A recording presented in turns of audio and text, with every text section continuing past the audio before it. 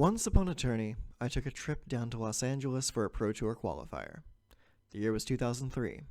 Portuguese soccer star Cristiano Ronaldo made his Premier League debut for Manchester United. NASA confirmed the discovery of one of the oldest known exoplanets, nicknamed Methuselah. And the Human Genome Project is announced as completed in April. But for me and my friends, Michael and Angry Scott, the big event was a Pro Tour qualifying event being held in Los Angeles. This would mark my furthest road trip away from home to date. Up until this point, I hadn't ever been more than an hour away from my family, so to say that I had trepidation would be an understatement. But I had two very solid friends going with me, people I had known for a handful of years at this point, so that eased my nerves to a degree. We, as a group, had been playtesting and planning, building decks and tearing down those decks, coming up with the latest super secret tech to break the meta, and gleefully deluded ourselves into believing that we had even a snowball's chance in hell of beating Affinity.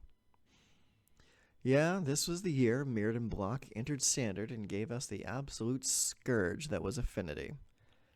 A deck that was historic in that it led to the ban of Skullclamp in June of 2004. That's just my complete and total bias against Affinity. Skullclamp was banned because every deck that ran a creature ran Skullclamp as a 4-of. Even control decks with only 3 to 5 creatures was running it. It was that damn good. So, this is what we were up against. Michael brought his pet deck. A red and white control deck centered around indestructible artifacts like Darksteel Colossus and Darksteel Ingot, in tandem with enough removal to choke an elephant. Obliterate was a key card in his build. It was a fun deck to spectate, and a monstrous uphill battle to play against. Scott was bringing his trusty Goblin Bidding deck. A pretty stock Goblins deck that runs black only for Patriarch's Bidding, and his signature catchphrase, "Get in there, team!" cracked me up every time he got it to go off. I'd hear him shouting it from across the game hall. As for me, I brought a homebrew that I was convinced could bring me at least to the top half of finalists. I was playing a mono-black build, focused around Rotlung Reanimator and Deathcloud. Yes, I was running 4 Skull Clamps also. If you can't beat them, join them, right? After several hours of mind-numbing driving from Northern California down to Los Angeles, we finally arrive. Angry Scott is trying to make heads or tails of our printed-out MapQuest directions. This was before the widespread advent of GPS. Sure, there was TomTom, but none of us sprang to pick one of those up for our trip. As we get closer to our venue, we decide to pull off to a local McDonald's for breakfast and a last-minute playtest session. Little did I know, but we had accidentally stumbled into a non-English-speaking portion of Los Angeles. The menu was completely in Spanish, and none of us could recall any of our Spanish lessons. So we point to the screen and do our best to not make fools of ourselves by calling out the meal number in our very limited understanding. After getting our greasy morning recharge from McDonald's, we step back outside into the frigid morning air and notice it wasn't just the McDonald's that wasn't bilingual. It was the entire area. Street signs, billboards, even the little bus stop bench signs were in full Spanish. We share a glance around and then at each other and bust up laughing. A bunch of silly white boys got lost in the wrong part of LA. Or so we thought. Turns out the venue was within walking distance of our breakfast spot.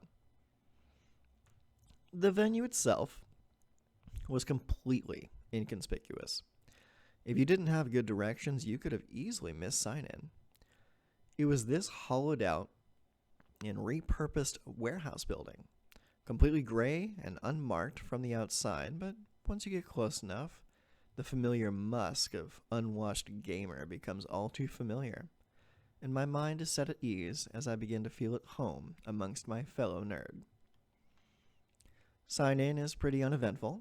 We all get registered and submit our deck lists and wait for our pairings to be called.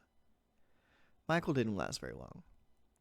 He got knocked out at around 3 or 4. Angry Scott did a little bit better. If memory serves, he made it to the top 64. At this point, I was on a winning streak, and my friends, wanting to see how far I would get, decided to hang out and partake in some of the side events.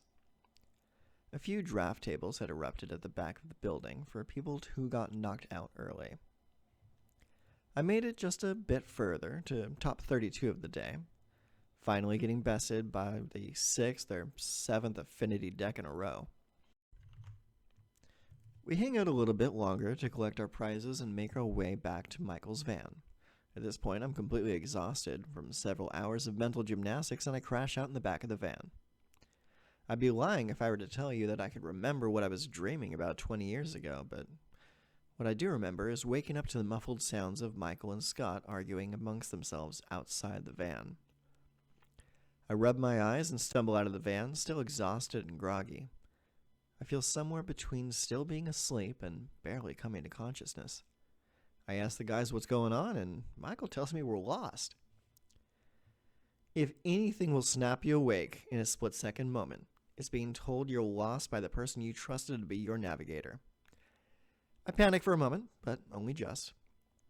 "The hell are you talking about, Mike?" I call out. He clarifies, "I think we got turned around on the interstate." I rub my eyes again and I look around. I look up to see a half-burned-out sign that reads "Welcome to Vegas." It turns out I fell asleep and woke up in another state. How fun. I see a gas station. We take a moment to get a large bottle of water and a map to help us get back home. I come back out, toss the map at Scott, climb back in the van, and go back to sleep. Next thing I know, the sun is coming up over the horizon and we're back in our hometown, safe and sound. We pull up to our local game store, where thankfully our personal vehicles still are. We share a laugh about the entire last 24 hours and go our separate ways. We may not have won the day, our prizes may not have been life-changing, but the entire trip is a memory I wouldn't trade for anything.